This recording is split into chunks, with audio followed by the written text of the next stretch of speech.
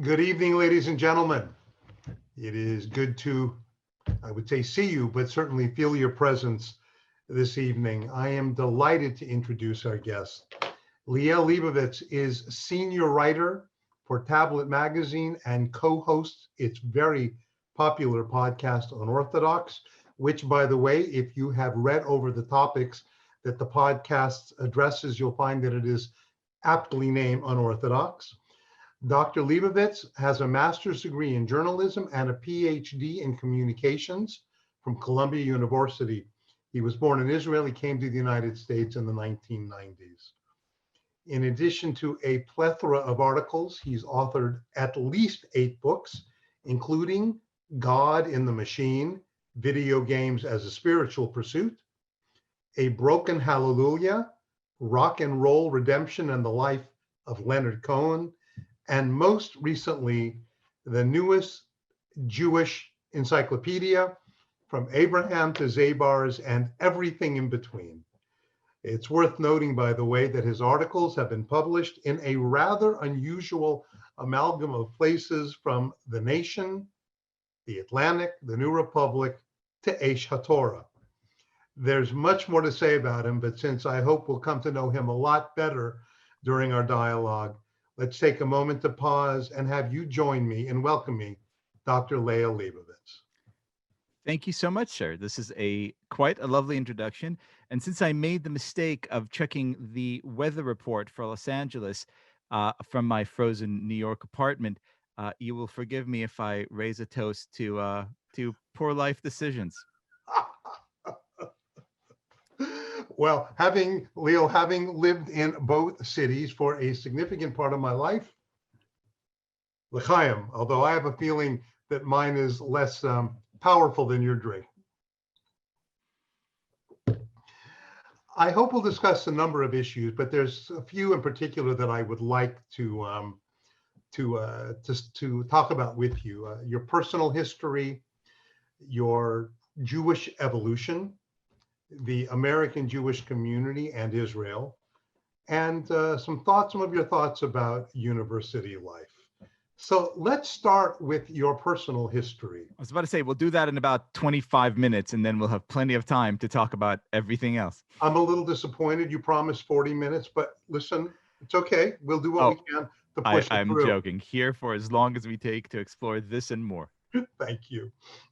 You grew up in Israel, and I listened to a talk of yours where you spoke about growing up in Israel and the fact that your father really wanted you to be, I think you used the word, a real man, and took you shooting and took you out, taught you how to drive a car when you were barely old enough to see over the hood, and insisted that you change tires even when they didn't need to be changed because that would show how macho you were, and took you to see movies with Sylvester Stallone and Chuck Norris and Burt Reynolds and other people he thought embodied manhood. Talk about your life growing up and who your real hero is, because I remember in hearing your talk, those were not your real heroes. My father's, as you mentioned, had this real obsession. You know, one of my earliest childhood memories, I was 7, and I'm playing Atari in the living room, and he walks over, sort of one of those 70s style, classic sunken living rooms, and interrupts me and says, "Do you have a minute?" And I say, "Yes." And he says, "I'm going to punch you in the face now." And I say, "Why?" It's nonsensical. And he says, "Because if you're ever in a fight, you need to know that being punched in the face is not something you ever have to be afraid of." And it struck me as this utterly kind of crazy thing. And then he did precisely what he promised he was going to do. And I, of course, burst out crying because I was, a child. And while I will never, ever do this to my own children, there was almost a kind of poetic simplicity to his philosophy of kind of roaring manhood and the preparation and the training of the male. You asked, however, who my real hero was. My real hero at the time, they weren't the people that I saw in the movies, the Steve McQueens and the Burt Reynolds, though I loved them much. It was a real life figure named the Motorcycle Bandit, who, when I was 11 and 12 and 13, started robbing banks all over Israel, being in and out of the bank in under 40 seconds and eluding the police in this way that seemed, miraculous in a country so small. And I adored this person. I dressed up as that person on Purim.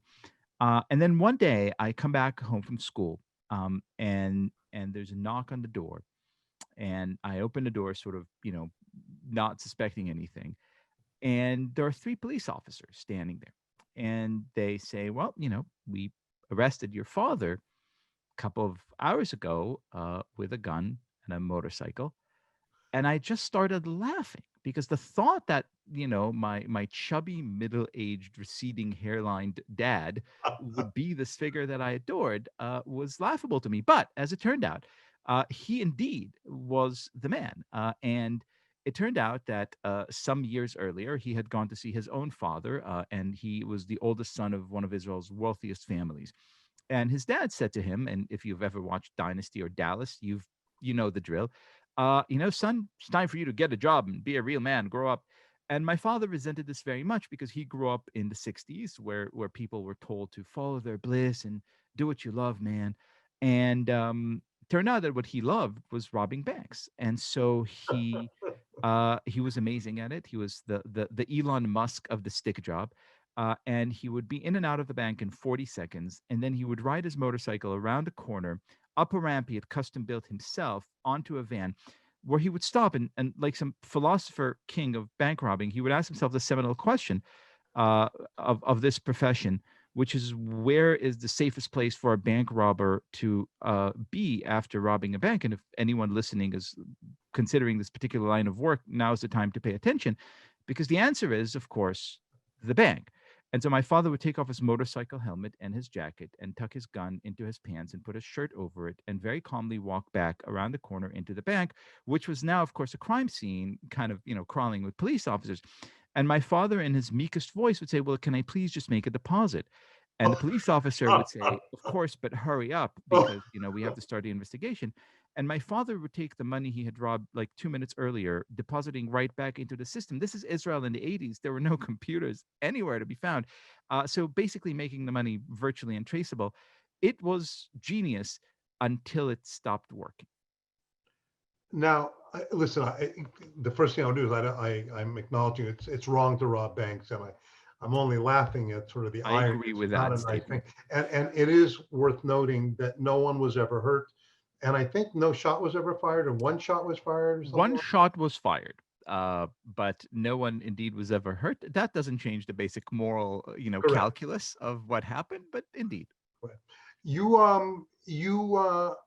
decided to come to America though, despite being what, an eighth generation Israeli, something like that, Ninth. ninth generation Israeli. Um, why? What makes you were rather young, right? There was the 90s, so you were in your early 20s, something like that. I was straight out of college. I like too many people had grown up with this inherent provincial suspicion that the great good was elsewhere. Here in America, I fell hopelessly in love with this country and everything it represents at a very, very young age. I used to come here a lot and visit it a lot.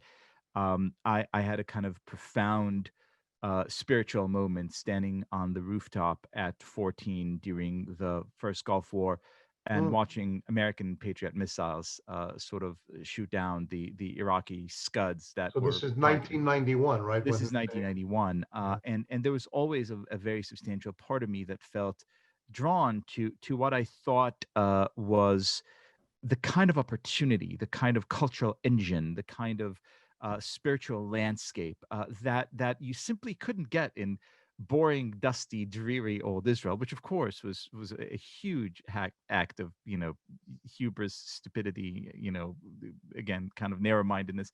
But I came here after finishing my army service and my bachelor's degree at Tel Aviv University, and was enamored with it and made my home here. And ironically or otherwise, I think you asked a little bit before or hinted that we're going to talk a little bit about religion.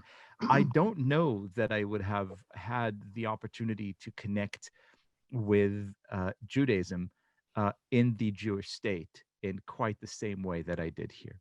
Ironically, right? Because what, I don't want to put words in your mouth, but what the states offer, which Israel doesn't offer as widely, is an option between of a serious non-Orthodox Judaism.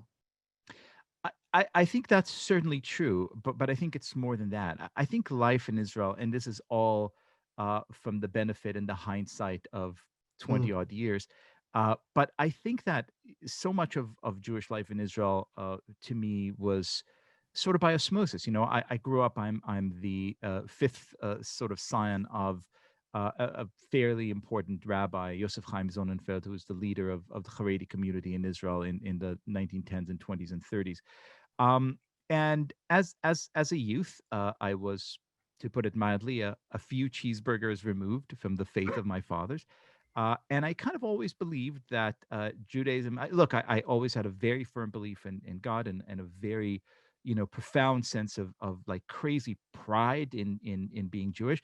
mm, But I believe that Judaism worked best when at its most promiscuous, when it allowed itself to hop in and out of carnal relations with other traditions and points of view and cultural affirmations.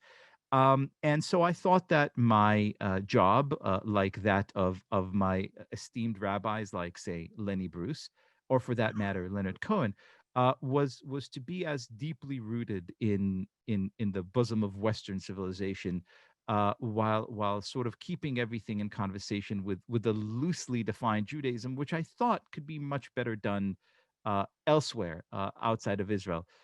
I was in for some rude awakenings. what was a rude awakening?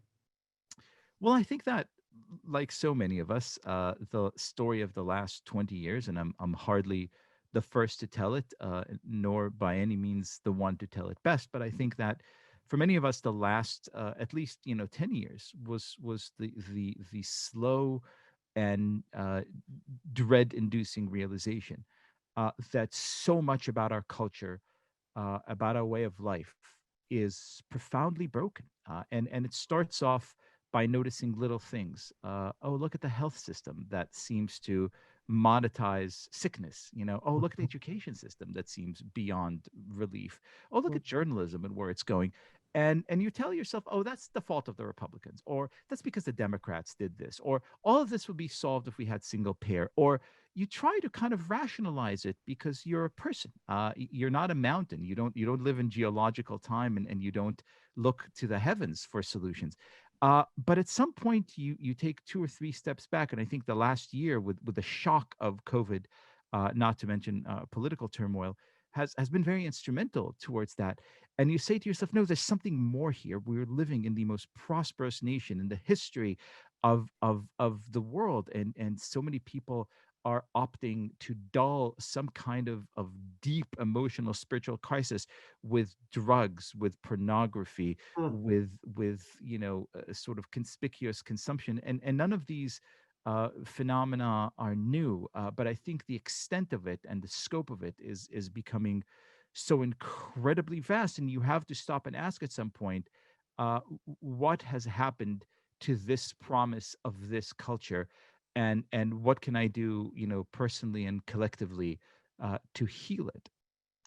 I'm going to come back to that because you've raised a lot of very important issues. Let's you touched on your Jewish, this is my word, but evolution, if you will, coming from a more secular home.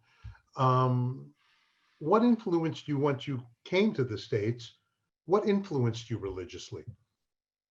Well, when I came to the States, I would be very honest and say that my first priority was to dine liberally at the smorgasbord of alternatives offered to me, quite often literally and sometimes figuratively. Um, for the longest time, uh, Jewish life seemed to me almost a curiosity. I enjoyed, as you said, having the diversity of other forms of worship, which were so incredibly foreign to me. I mean, my sort of favorite story is growing up. I had walked into the library in my high school and asked for Jewish authors. And the librarian, was a lovely lady, said, "Who do you want? Amos Oz, David Grossman?" I said, "No, I want Jewish authors. Are there others?" And she said, "Oh, of course. Here's Bashevis Singer." And I said, "Anything else? Like, I know these." And she said, "No, that's it." And I sort of browsed around and I found a bellow. I found Henderson the Rain King, and I took it home and read it. And it was like a whole new world. Literally, I knew nothing. I did not know that there were other ways to be Jewish or worship or be in community with other Jews. And that realization was very sort of delightful to me. However, it took this notion of Western civilization collapsing, and it took, cliche and banal as it may sound, my own maturity and the arrival of my children to start thinking that engaging in Jewish life wasn't a task best left to osmosis, but rather something that you needed to be active about. That you couldn't just be Jewish; that you had to do Jewish. Right. So you mentioned literally a smorgasbord, and you wrote a piece, I believe, called "Saying Goodbye to Bacon," something like that, which was actually quite profound. Do you mind sharing kind of the essence of that piece with our viewers? Well, I I love bacon. I ate a lot of it, often, maybe more than once or twice or three Okay, times a day. Liel, that's Um, about all we have time for. right. And at some point, when I started thinking seriously about my Jewish journey, it occurred to me that there was something very deep about the wisdom of the utterance that the Israelites stated at the foothills of Mount Sinai. Naaseh v'nishma, we will do, and then we will hear. Mhm. It seems like some kind of fanatical statement of like blind, zealous belief. However, I think it really acknowledges something very, very profound, and hard to fathom about human nature, which is there are certain things you cannot rationalize your way into. You cannot think your way into faith. You cannot sort of argue your way into belief in God. You have to do it. And you have to feel what you feel, and you have to let yourself feel it. And so at some point, to my absolute shock, and I think to the greater shock of my lovely wife, I said, "You know what? That's it. I'm kosher." Mm. And she's like, "What? I mean, we had oysters 2 weeks ago. Like, what are you talking? You?" And I said, "Yeah, this is what needs to happen. I need to do this." And she asked why, and I said to her, as I'm saying to you now, I don't know. I don't know, except for once I did it, everything changed. The whole outlook, because suddenly, we speak a lot in this country, and in Los Angeles in particular. I love it for that, about mindfulness, and Mhm. sort of being aware of who you are and of what you eat. I never did that until I had to stop and ask myself, hold on, what is my choice here? What am I eating? What am I doing? I can't just walk down the street and, get myself a McRib. I need to stop and think about what my choices say about me. And it was a moment of great, empowering rejuvenation, rebirth, for which I feel very grateful with every day. You have a line in the piece that you wrote. The trouble is, I have so many things that you've written here, and I didn't. Here it is. Here's the one on bacon. I love this line. You write, God surely would never have created such splendors only to prohibit us from ever enjoying them. And it reminded me, Rabbi Harold Kushner, who I've had the privilege of a good number of dialogues with, in one of his books, talks about an imaginary lunch that he's having with a Catholic priest. And the Catholic priest says to him, speaking about pork, why would God create something so delicious if you weren't supposed to eat it? And when are you going to break down finally and eat some, Rabbi? And Rabbi Kushner says to the priest, why, at your wedding, Father? But interestingly, I hope others are laughing as well. But it's a very interesting thing. I believe the Talmud teaches us that we're supposed to want to eat non-kosher food, but choose not to because God tells us not to. In other words, we're not supposed to find it offensive. Rather, we're supposed to desire it. It'd be easy in life to say no to something if we didn't desire it. And for me, what you said at the end was quite important. And that is, that it becomes mindful, it becomes a choice. It shows, in addition to that, a certain level of faith, a certain level of commitment. It's a reminder that God's in our lives and cares about what we eat. And there's a certain level of self-control at a time when our society seems very bent on self-esteem in our young. Judaism seems far more interested in our self-control. I'm reminded of Ben Zoma and Pirkei Avot, Ezehu Gibor, who was strong, Hakovesh et Yitzro, one who overcomes his inclinations, right? So I think part of it is just learning to say no because you think it's a mitzvah in life. And that connects us. Especially, I couldn't agree more with this. And by the way, it is particularly appealing to me because even though there are, of course, a plethora of explanations to why kosher laws operate the way that they are, I think the most honest and straightforward one is we don't know. Exactly. It's part of the great mystery of, like, not only am I succumbing, but I'm succumbing willfully and joyfully to something that I understand I will never understand, which is a great kind of shorthand for our relationship with God. But I want to get back to something you just said. And it's part, I think, of this theme that haunts me and makes me sound like an 98-year-old man living in a cave and shaking his fist at the birds. Um, so much of the last 5 years or 10 years in this country have been about this mad dash pursuit of convenience. Oh, I want this thing streaming in my living room instead of having to go to the movie theater. Oh, I want the delivery next day, and then same day, and then 2 hours, and then same hour. And it sort of kills so much of what is, I think, profoundly human, which is precisely this knowledge that before you, and this is chapter 3 of book 1 of the Bible, before you are all these delights. And the key Mhm. to being human is knowing how to say no. Yep. And I think it's not only key to being human. First of all, it is what distinguishes us from animals. Animals live exclusively by instinct. We live hopefully by something in terms often fighting our instincts. And I think it's a key to happiness. I don't know any happy people who don't have self-control. I completely agree.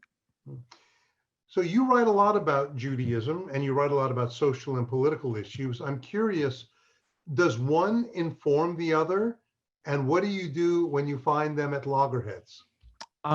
I defer here to the tremendous wisdom of a man I miss dearly, and I have to be honest, I didn't realize how dearly I would miss him until, sadly, one Motzei Shabbos, we got the bitter news that Rabbi Lord Jonathan Sachs had left us at our time of greatest need. He got into a lot of trouble shortly before his death for saying or warning us not to mix um, politics and religion. I can't tell you how Hmm. deeply troubled I am by seeing so many people who begin so many sentences with, as a Jew, I believe Trump is, a danger to this country. As a Jew, I believe Trump is the greatest friend Israel has ever had. As a Jew, we need to do this or that or the other, support this cause, support this candidate, like this party, etc. Look, our tradition has had or has a whole host of very deep and meaningful things to say about a whole range of real world political social issues, and it is the richer for it, and we're the richer for it. However, when we cheapen it, Mhm. when we sell it for a mess of political pottage, when we harness it to some kind of political party or banner or fad or movement, we lose a lot. The most important thing to me is and God willing will always be uh, the pursuit of our tradition and its wisdom and its knowledge, and the making sure that all of us here, irrespective of our irregardless rather of our differences, uh, remain as cohesive as we can in a sense of real community. I'll say very briefly, since I do this Daf Yomi podcast, tomorrow we read Psachim, page 52, and it begins with a story about a rabbi who made some kind of mistake, and the other rabbi Just Liel, excommunicated him. just explain what Daf Yomi is to everybody who, Uh, in case some this may is not know. this is the tradition of reading one page of Talmud a day in a 7.5 year long cycle that covers the entire Talmud. And so there's a story in tomorrow's page in Tractate Psachim, in which one rabbi transgresses. He didn't mean to. He miscalculated the holiday, and he traveled on a holiday. And the other rabbi says, "Well, for this sin, I'm going to excommunicate you." And Abaye, one of the most important rabbis of the Talmud, says to him, "No, flog him. It's better than excommunication. Hmm. Literally, physical violence is a lesser punishment than the punishment of saying I am no longer in community with another Jew." I Hmm. think that is and ought to be a guiding light for us. Hmm. So let's talk about the Jewish community here in America then. Obviously, you have a sense of the pulse of the community. It's a big question, maybe an unfair one, but I want you to prioritize what you think are the most important issues facing, or some of the most important issues facing American Jews today. Um, that is indeed the the sort of issue that I suspect I would be on an entirely different pay grade if I could answer eloquently and briefly. So I will cheat a little bit and instead try to convince you to share my immense, intense, unbound sense of optimism. You look at this community and you look at certain measures, and there's very good reason to believe that the future is very grim. You see political divisions, which are as evident in our community as they are everywhere else. You see synagogue attendance, which is as much of a challenge to us as it is to other faith traditions. You see all the traditional indicators of issues and problems. And of course, you also see, I would say, an unprecedented rise in anti Semitism that is new because it occurs on both left and right, which is really something we haven't seen before and something whose seriousness and gravity I don't want to downplay for a minute. But I see something else. I see a great awakening. I see the equivalent of almost tent revivals. I see people, and part of what we do as podcast hosts, who up until quite recently spent about 160 days out of the year traveling all over the country.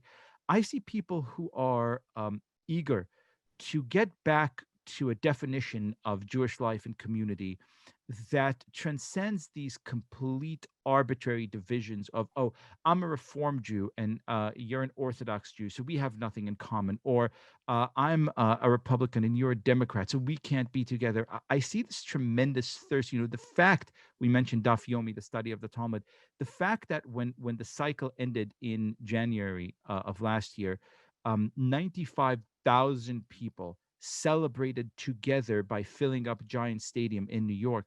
uh, that tells you that there is so much diversity. There is so much thirst for togetherness, so much thirst for actual real knowledge and experiences and engagement.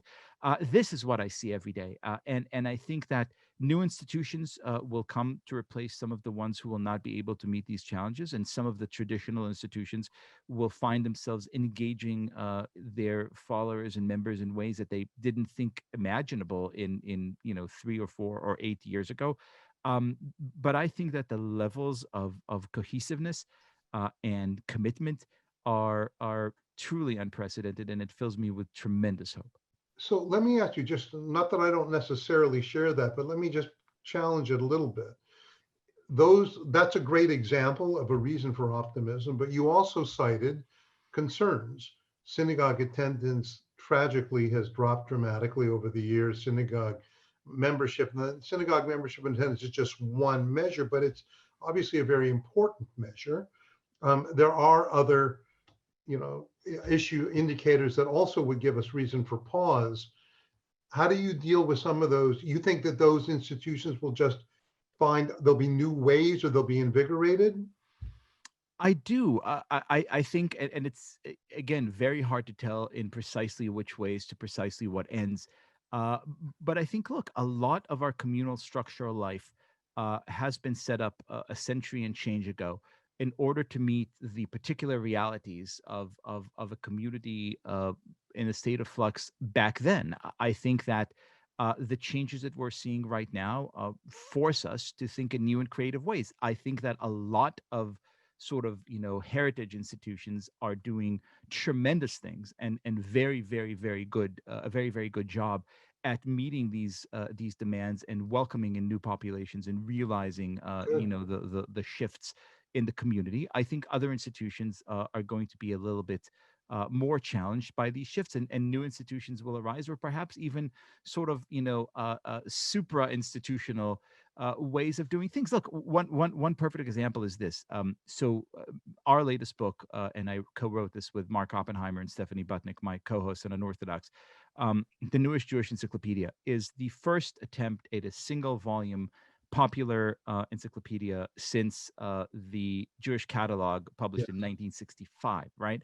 If you think about all the shifts that occurred in the Jewish community between 1965 and now, it's mind-boggling. So many more ways of being Jewish, uh, uh, interfaith families, Jews of color, Jews of all types of personal persuasions and sexual orientations and ethnicities are in this mosaic now. And all this makes the mosaic much, much richer. The question is, are you geared to not just accept this, but embrace this and celebrate this? And if you are, you would see a much more vibrant spirit, which I think we're already seeing. Not where we're used to looking for it. We're not anymore finding the penny under the lamplight, Right. but it's right there and it's tremendous. Well, listen, I don't think that I suspect that no one viewing this wouldn't welcome everything you just said in hopes that it will be true. And by the way, the complete title of your book, just in case everyone doesn't know, it's the newest Jewish encyclopedia, was from Abraham to Zabars and everything in between, right? I mean, let's make the parameters clear. We're going from the beginning to the Upper West Side of Manhattan. I will share with you, Rabbi, the unfortunate truth that Zabars is actually not the actual last entry in the encyclopedia. Zyklon B is, Oh but we God. thought it would be very bad marketing to Well, put that on the cover. in case people don't know, that is the gas that the Nazis used. By the way, going to Zabar's, I remember living on the Upper West Side, visiting Zabar's, and there is a fish counter at Zabar's where there are at the time only men slicing lox and sturgeon, and at the end of the row was a man, I believe his name was Saul, I'm not sure, and he was very elegant.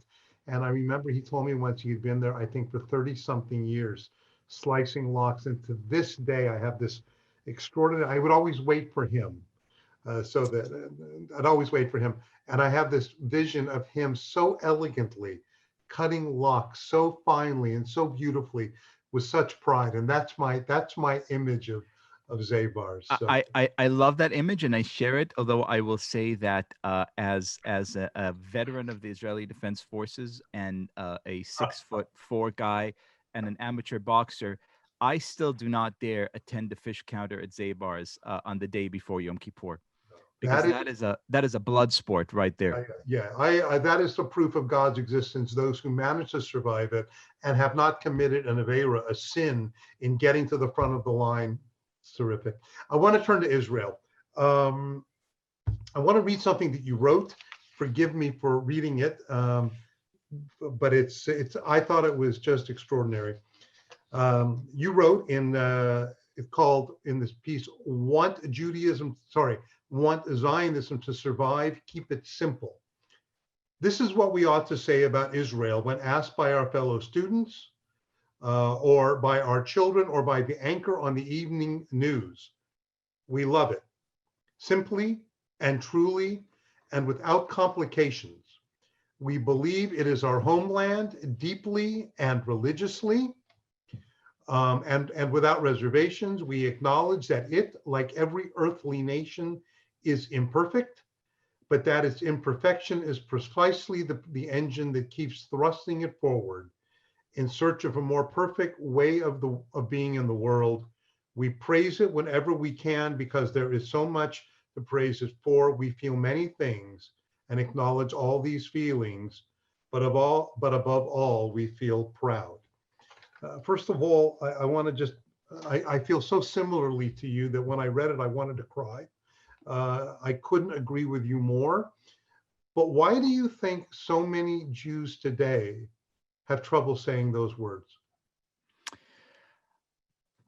I think it's a combination of many factors. For the one, for the most thing, I think sadly because these words are not heartfelt. They're not shared because the opportunity for that kind of engagement isn't there.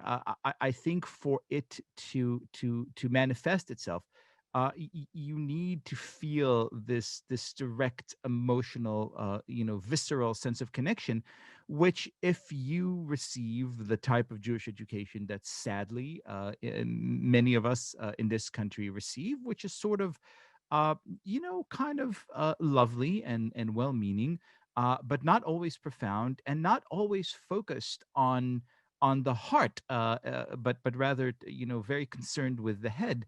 Then I think that there's a good chance that you don't feel it. And then you take this very imperfect baggage that has been imprinted on you at youth, and you go out there to institutions, which I hope we'll get a chance to discuss, like universities, in which you are told by your self-professed intellectual and moral betters that in order to be a part of their very attractive club that has, with it, carries with it real benefits, real world benefits, you ought to consider denouncing these views, which you don't really hold very deeply to begin with. And Mhm. so it's a no brainer for you.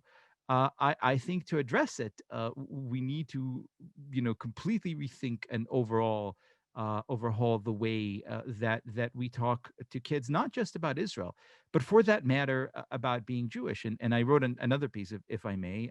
This one got me into probably more trouble than anything I've ever written. The title of this piece, playing on a popular internet meme, was "Okay, Jewish Boomer."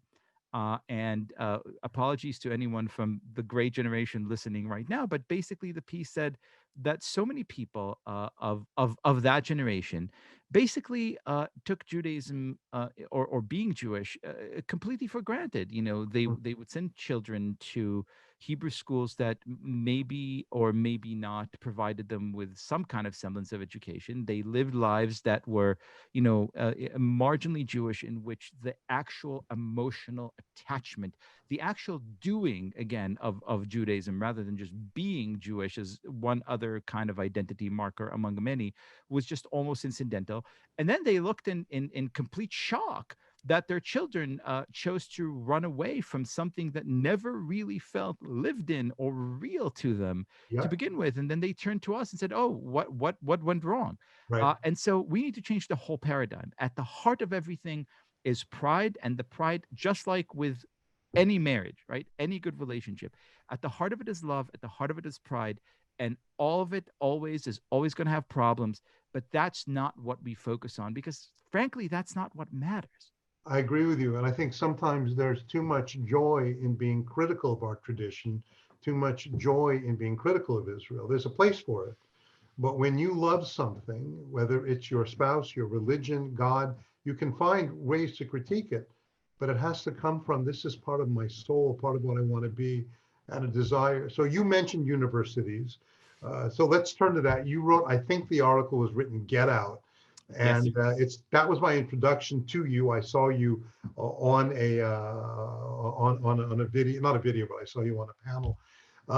It is, for me, the most controversial thing that you wrote, the most provocative, and in many ways, the most interesting. I think it would be worthwhile, Dr. Leibovitz, if you would summarize the main points of that article for everyone who's listening in. I will, only if you promise not to call me Dr. Leibovitz again. I don't promise, Uh, but we'll we, see. we could try. So look, personal story, because I'm a Jew. I have to start with an anecdote, right?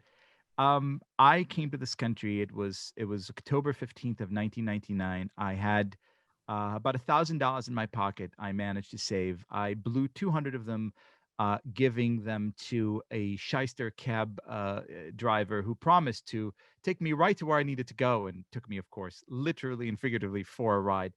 I Did didn't this care at happen all. in New York? This is right here in this city. Oh, I'm shocked. I'm shocked. Yeah. I I'm pained. I'm I pained. was I was that guy, right? The guy's like, "Oh, the nice guy standing at the door of the airport with a sign seems to be really lovely and trustworthy." And so, with my remaining money the following morning, I had only one place that I actually really needed to visit. I took the train this time because I'd wizened up overnight, and I traveled to 116th and Broadway to Columbia University because in my mind I had a foolproof plan, which is a plan that many an immigrant before me had shared. It is hardly original. My plan is I am going to somehow ingratiate myself to these, masters of the universe who run this university. I'm going to prove myself worthy. I'm going to get a degree, and then all the doors to the topmost echelons of American society and success will be opened. And the plan worked like a charm. I was admitted. I received my master's, and then another master's, and then a PhD, and then I taught at Columbia and or at Barnard, and then at NYU, Mhm. and felt myself very fortunate and on a path to something that was not just great but truly good. Um, and very quickly, I began, or I should say, probably not quickly enough, because these things take time. I started experiencing things that bothered me a great deal. The one kind of, sort of emblematic incident was I was a faculty member at NYU, and I'd heard that a colleague was teaching a seminar about Israeli-Palestinian conflict. And, I wrote her a cheerful note and I said, hey, this is obviously a topic I'm greatly interested in. I did a lot of political activism in Israel, as it happened, all of it on the left. I'd love to sit in and be a part of this conversation. And I received this very terse note that said, I'm really sorry, this is a closed seminar. It later became apparent to me that the reason for that is because it was basically a training course in anti-Israel activism, but the notion that a university committed by its very definition um, to the free and unfettered exchange or pursuit of ideas and exchange of opinions would allow something like that to happen shocked me. And the more I looked around me, the more I realized that American universities had big systemic problems. Some of them, and I go through all of them in the piece, were deeply related to what universities have become. They have become big for-profit institutions that, much like, say, Arby's or Wendy's, now have franchises, which is Mhm. why we have NYU, Shanghai, and Abu Dhabi, and whoever else wants to pay for the brand. Right. In part, it's the quality of the teaching deteriorating rapidly because at NYU, for example, nearly 70% of all classes are taught by adjuncts who are wonderful people, however, who earn $500 or so per class per month, which makes their ability to actually invest any real emotional time and effort in the students almost nil. But also in large part because being so focused on the pursuit of the kind of institutional economic growth, universities really abandoned all things intellectual, all things spiritual, all things moral. To a narrow cadre of deeply motivated ideologues who saw this as an opportunity to use mechanisms like tenure to basically turn universities into fortresses to promoting their fringe views, Mhm. which is what they remain today. And I think because of all sorts of structural issues, some of them I just mentioned, some of them I didn't. There's actually no way of alleviating or ameliorating this. I think universities in this country have become dens of illiberalism, of intolerance. I think it is devastating, not only to the Jewish students who are, as ever, the canaries in this particular coal mine, but actually to the very, blood life of American democracy that depended heavily and depends still on the knowledge and the ideas that these institutions provide in order to grow and thrive. And I think the only solution for that, and I say this with great pain as someone who's devoted, decades of his life to this particular industry, the only solution is to leave. This is not a condition we could amend in any meaningful way. The solution is to seek the same spirit, the same pursuit of ideas, the same commitment to free speech and true exchanges elsewhere. So you advocate in particular that universities openly discriminate against Jews, that, There's ample proof of that. yeah, go ahead. I know there is, but go ahead. You want to share it? I think it's important for people to hear. Well, I think those people listening to us now could find ample reporting in Tablet Magazine and elsewhere. Okay.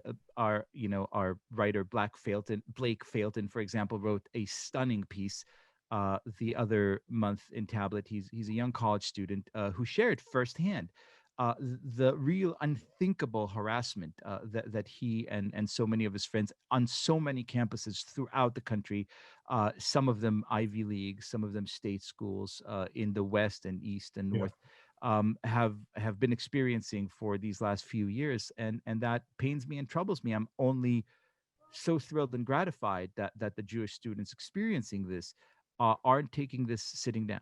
So we have undoubtedly, as do many synagogue members, a lot of people who have donated to universities and continue to donate to universities. Would you advocate that they stop? 100%. What happened?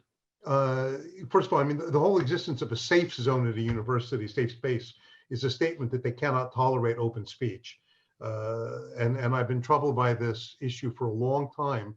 Yet universities were created to be a place of, the liberal idea of free speech, of open thought, of intellectual discourse. I want to know, in your opinion, if they ever were, and you clearly think they're not now, what happened? Well, yes, I do think that they were, and again, I think a factual and sort of calm examination of the history of American universities will show that their greatest moments, that their greatest growth, came with or was sort of intricately intertwined with this deep commitment to basically there is really no better term for it, the liberal ideal, the classical liberal ideal of having sort of free and unfettered exchanges in pursuit of higher truth and greater Right. beauty.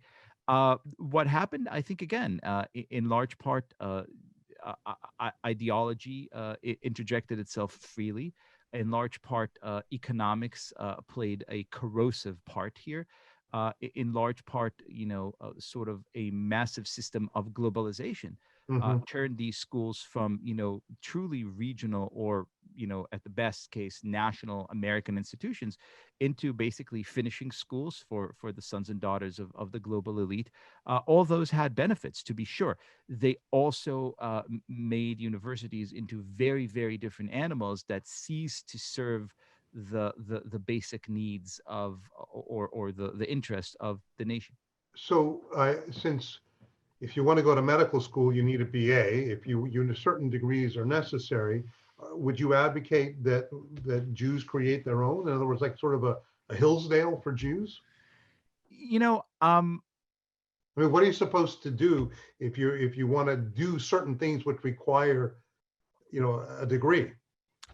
I would say the following. I would say that there are certainly pursuits in this world that do require this kind of accreditation, and therefore someone who wants to be an engineer or a physician or even a lawyer has very little choice but to Right. go through the system. However, I want, in the spirit of what I said, and I realize that it sounds wholly radical to a lot of people listening. I hope some of them, especially those who are most upset by my statements, will take the time to read the piece, which actually has facts and figures and a more lengthy explanation of what happened than we could provide here. But as a follow up provocation, I want to offer an example, and this is an example of a model that I think we ought to embrace. Those of us who are familiar with the Haredi community, Haredi being the Hebrew word for what is often here termed ultra orthodox. It's a term I detest because I don't know what ultra means. In comparison to what, right?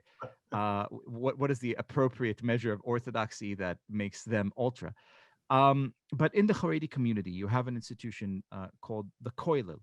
Here's how the Coil works. The Coil works in which the community gets together and says, we acknowledge that education is very important.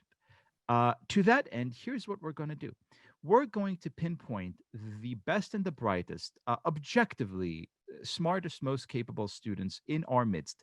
And here's what we're going to do: we're going to pay them money, not charge $250,000 for a 4-year useless degree in whatever, but pay them a living salary, like a stipend, to come and spend all of their days learning. In return, here's what they will have to do: they Hmm. will have to turn this Coil into an actual place of learning for the whole community.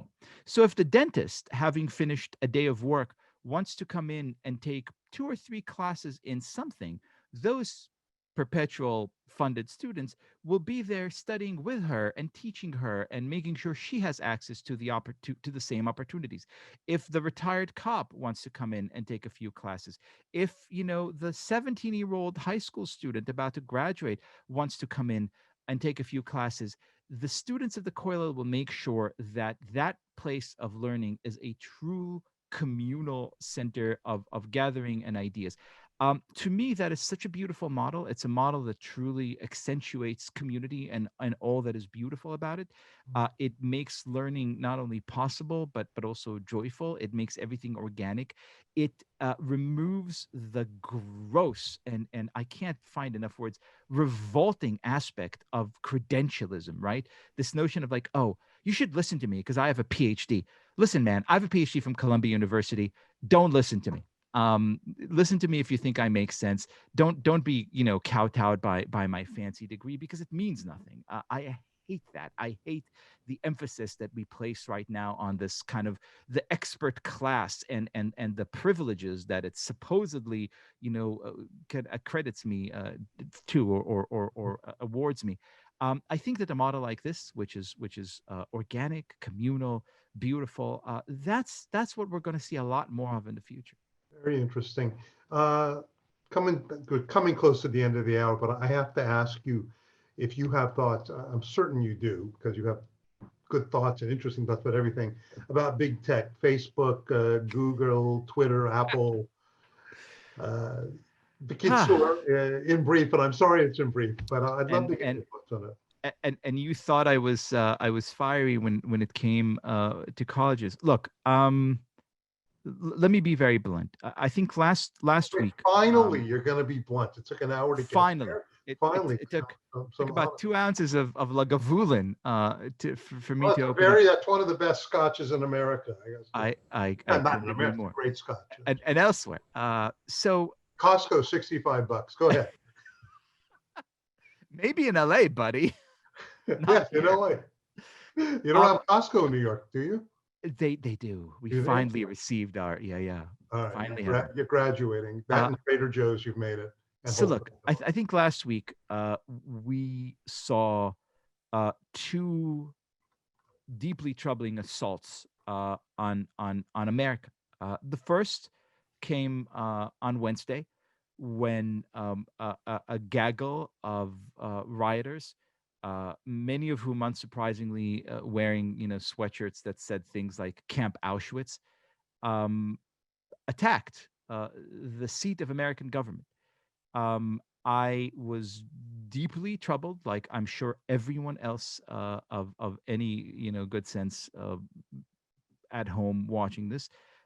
And I believe, like the vast majority of Americans, I sincerely hope and pray that anyone engaged in this shameful and treasonous assault is punished by the fullest extent of the law. And if the term of this current president wasn't coming to an end, I think that his behavior too would have necessitated a far deeper reckoning. However, that is not, in my mind, the greatest danger or the greatest threat that happened or that we faced last week. The greater threat came 2 days later when an oligopoly of 5 tech giants that control, uh, I would say, quite literally, almost everything that we see, hear, read, and in many cases also consume, banded together and decided that it had the right to adjudicate what constitutes acceptable and what constitutes harmful speech in this country. It began not only with the banning of Trump from Twitter, which you could argue, might have been a step that needed to be taken. It came also with Amazon's decision to ban Parler, the competitor to Twitter, a social networking site, off of its servers, basically killing it. What we have here is not just a few companies, engaging in competition. What we have here is a vicious monopoly taking over for itself uh, deep liberties that were previously enshrined and protected in the very amendments of the American Constitution. And that so many of our so-called guardians of liberty cheered in this decision merely because it happened to serve some kind of immediate political goal, which again, many people may share, is deeply shameful. Any attempt to regulate speech, particularly when done by large corporations that are not answerable to any of us, that do not owe us any transparency, and that do not allow us any measure of recourse, is as deep an assault on the Constitution of the United States and our very being as anything we've seen recently. And if there's any challenge, and by the way, don't take my word for it, this is basically what Angela Merkel said earlier today, looking from abroad and saying, You guys are absolutely nuts." If we fail to meet this, you've heard it here first. The likelihood that 7, 8, 9 months from now, credit card companies will decide to cut off people whose ideological predilections they don't like. Banks could shut down your account. Corporations will make decisions about your standing and services in a way that will not allow you any recourse, because again, in an oligopoly, in a true economic system which is governed by a small number of large corporations, it is not like you have any alternatives. You create an alternative, they will just destroy it, as Amazon did on Friday. That is perhaps the most shocking development I've seen in America in a decade. And if we don't stop it right now, we're facing, and I do not exaggerate at all, a clear and present danger to our existence as a society. I think if you don't know, you'll find it of interest that the ACLU, which goes in, it's not always consistent on issues of First Amendment, is actually shares your views. It took, I know. I'm wrote a very piece grateful for it. recently, and they are no fan of the president. That's clear. They Listen, support his. Alexei Navalny, the great. I don't always advocate people reading Twitter threads, but Alexei Navalny, who is the deeply courageous Russian dissident who was poisoned by Yeah, Putin, yeah. wrote a very long thread and said basically what Twitter just did is precisely the same type of state-run media that I see in Putin's Russia. You guys, this is absolute suicide. I think you should heed his warning.